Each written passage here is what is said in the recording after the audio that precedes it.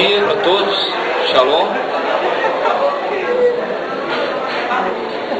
Efésios capítulo 1.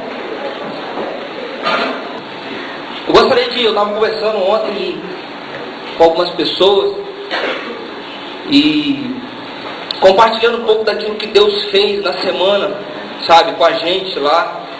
Apesar da gente estar iniciando, apesar da gente estar começando, dando os nossos primeiros passos, foi uma semana que a gente viu muito a mão de Deus, sabe, ajudando a gente, sabe, deu aquela certeza no nosso coração de que, sabe, Deus, Ele, sabe, estava com a gente ali, sabe, resolvendo os nossos pequenos problemas, sabe. Às vezes a gente olha e sai de um contexto de seminário, poxa, tem muitas coisas envolvidas, sabe, mas, poxa, assim, eu tive um final de semana assim, terminei a semana que, sabe, eu tive a convicção no meu coração que Deus está conosco também, sabe, que Deus é o nosso Deus também. E conversando isso com algumas pessoas e contando algumas experiências, e eu fiquei pensando, poxa, por que não compartilhar isso na capela? Eu pensei, talvez passaram-se 2 minutos, a pessoa que estava ouvindo, acho que foi até o Maurinho, falou, por que você não compartilha isso na capela?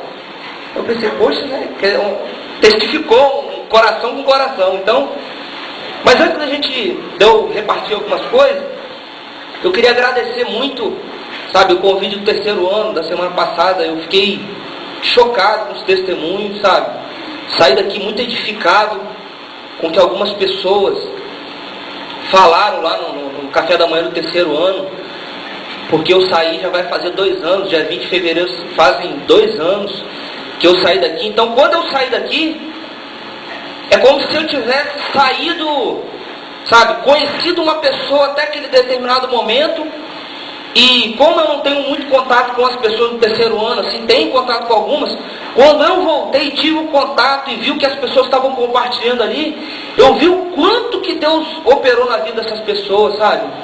Então eu fiquei muito edificado, assim, com os testemunhos, e fiquei constrangido, assim, talvez eu não consiga achar uma palavra, sabe, do que eu senti na hora, mas foi um misto de constrangimento, sabe, de honra de poder estar participando ali, sabe, de privilégio de poder estar vendo o que Deus está fazendo na vida de outras pessoas também.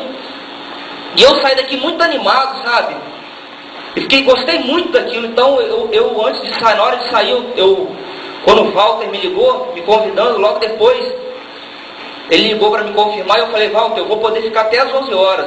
Que 11 horas eu tinha uma reunião marcada, eu tinha que estar às 11 horas. Eu saí daqui, era 11h30. Eu não queria ir embora, mas eu tive que ir embora. Eu tinha um compromisso às 11 horas e estendi mais meia hora para poder, por causa dos testemunhos, que eu queria ouvir o que as pessoas estavam falando. Eu saí, a Dona Maria estava falando também, eu queria ter ouvido o que a Dona Maria falou, sabe, que de vez em quando a Dona Maria vem conversar comigo e já compartilhou algumas coisas que Deus está fazendo na vida dela. Então eu tenho o prazer de ouvir, sabe, aquilo que Deus tem feito na vida de vocês.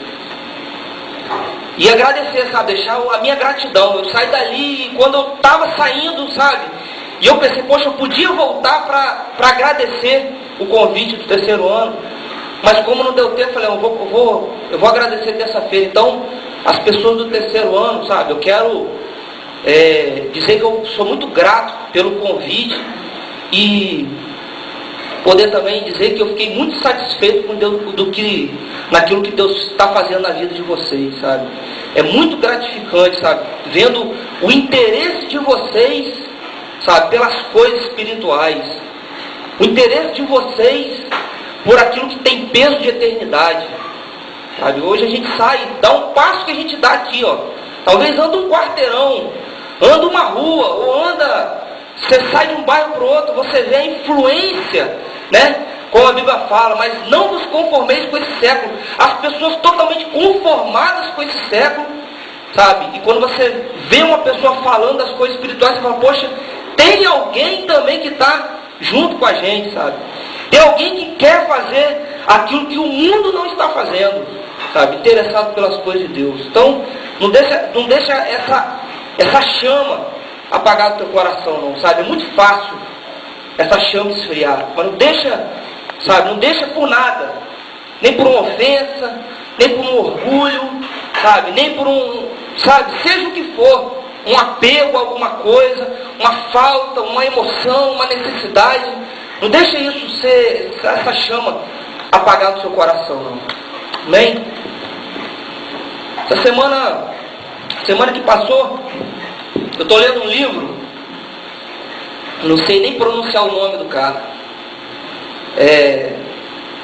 Smith alguma coisa. É quase que vomitar para falar o nome dele. O pastor João falou que tem que vomitar para expressar o nome dele. O sobrenome, ele era irlandês. E eu estou gostando muito do livro, porque o livro é muito... Sabe, quando você se identifica com o livro, com a pessoa do livro, com a experiência do livro, e de imediato, quando eles foram contar a biografia dele, eles falaram uma coisa interessante. Eles citaram um versículo de Provérbios que diz assim: achaste mel, come apenas o que te basta, para que não se parte dele e venhas a vomitá-lo. Ele diz que muitas das pessoas que são citadas nas biografias, ele diz que muitas dessas pessoas foram embalsamadas no mel. Quer dizer, você não consegue ver, sabe, a parte humana, sabe, as dificuldades, o crescimento, as decisões pessoais que essas pessoas tomaram. E quando os autores que escreveram a biografia dele disseram que eles não iam se omitir, sabe, os questionamentos desse homem, como foi o crescimento dele. Então, eu já criei uma expectativa grande, sabe, de ver que tudo começa pequeno, começa numa escolha, começa no dia a dia, numa decisão. E uma história interessante conta que ele estava orando, ele recebeu, logo depois que ele converteu, ele tinha muita sede de Deus, e ele converteu, e foi logo num período de mais ou menos em 1890, ele estava tendo um avivamento na Irlanda. E ele começou a ser muito despertado pelo Evangelho e começou a participar de algumas reuniões, que naquela época eram chamadas de pentecostais, onde tinha reuniões em que as pessoas eram curadas. As pessoas colocavam a mão nos enfermos, muitos enfermos após a oração, sabe?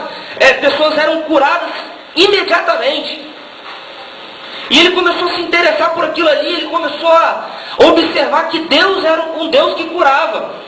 E ele começou a notar que Deus começou a usar ele para curar outras pessoas.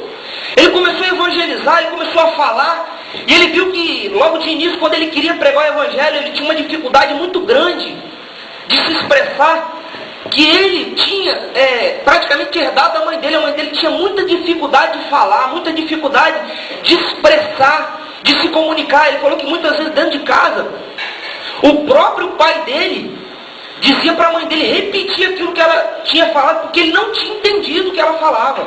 E ela tinha que falar pausadamente, e ele tinha essa dificuldade.